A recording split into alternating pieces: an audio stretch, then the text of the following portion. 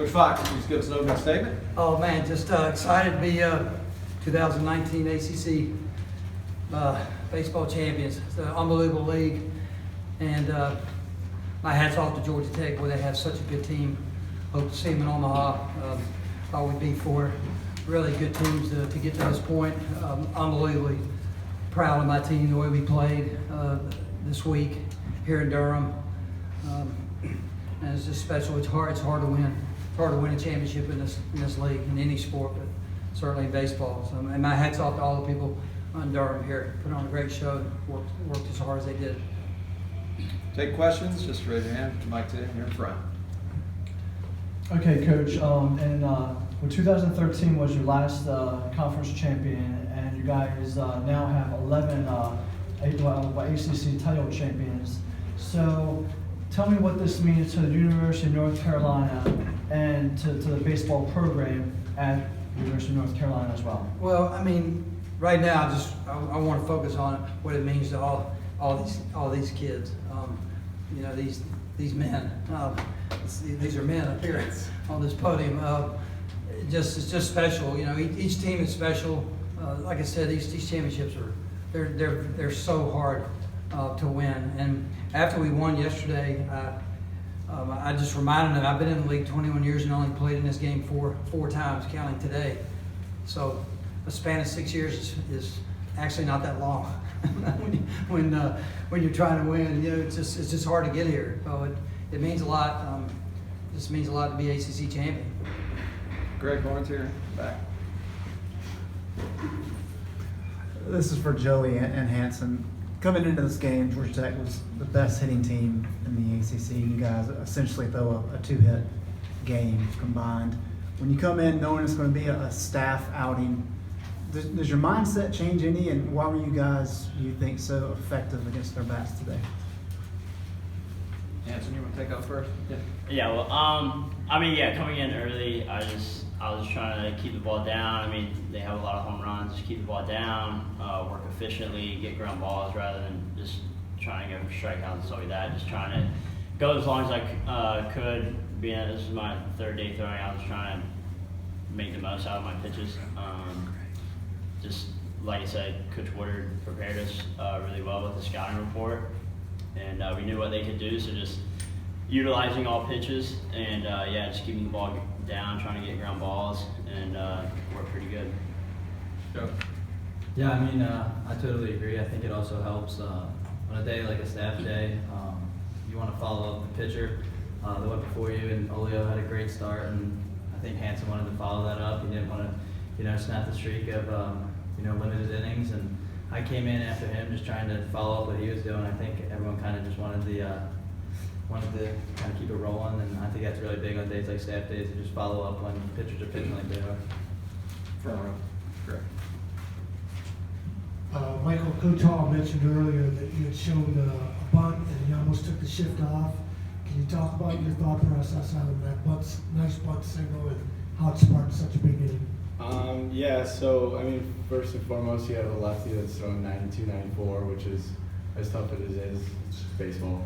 But then leadoff guy, and we have some super hot bats behind me. At that point in the game, it was 1-1.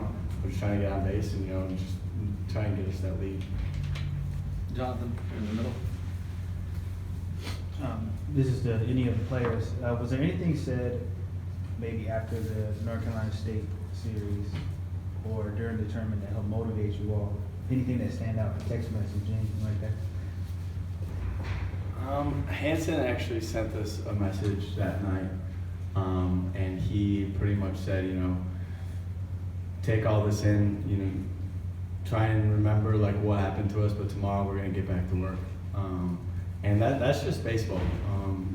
Sometimes the things don't go your way, but the faster that you can regroup is the better your team is going to be. And we regrouped that next day, and we got in, and we had the two best practices that we've had, and it showed this week.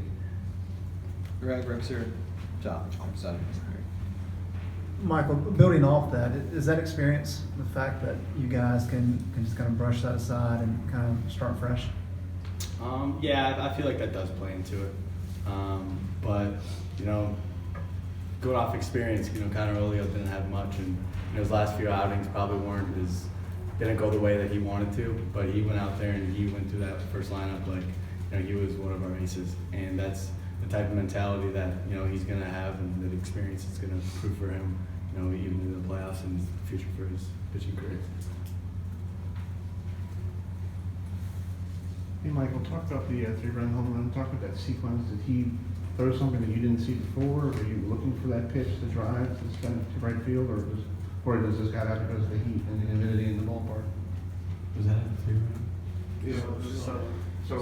Solo. Yeah. So Dallas Tesser, he gave me some good information on him. Told me that his ball cut a little bit. Fastball was pretty straight, so I was just trying to stand the ball and try and get a good swing off. Trying to just get on base and get us some more runs. In the back, Charlie, all right. Michael, through 4 innings, you all didn't even have a hit, and after that, you all couldn't stop hitting. What changed for you all after that point?